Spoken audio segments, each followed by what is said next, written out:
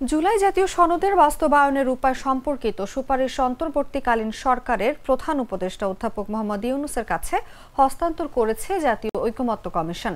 মঙ্গলবার দুপুরে এই সুপারিশ হস্তান্তর করা হয়। প্রধান উপদেষ্টার উপপ্রেস সচিব আবুল কালাম আজাদ মজুমদার এই তথ্য জানান।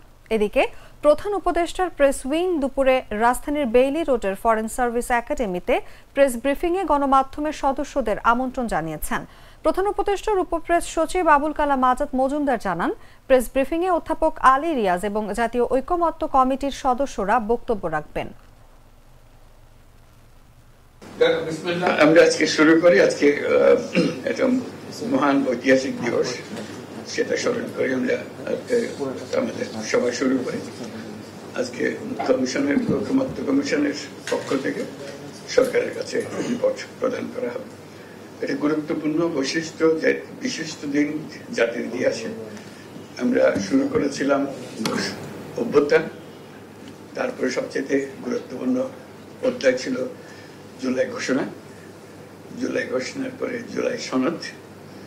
আজকে আরেকটি গুরুত্বপূর্ণ দিন, এই জুলাই সনদের বাস্তবায়নের প্রক্রিয়া। এটা খুব গুরুত্বপূর্ণ একটা বিষয়। আমরা এটা ঐতিহাসিক পরিবর্তন। এটার আজকে যেটা আমাদের হাতে দেবে কমিশন, সেটা তাদের বাস্তবায়নের প্রক্রিয়াটা যদি আমরা সঠিকভাবে পালন করতে পারি, কাছে এগিয়ে নিয়ে যেতে পারি, তাহলে বাংলাদেশ অতীত থেকে মুক্ত হয়ে যাবে।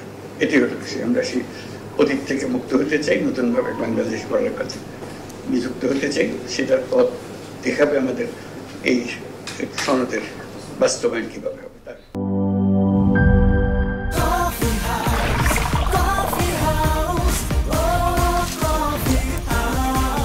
কফি হাউস, প্রতি চুমুকে আড্ডা জমে।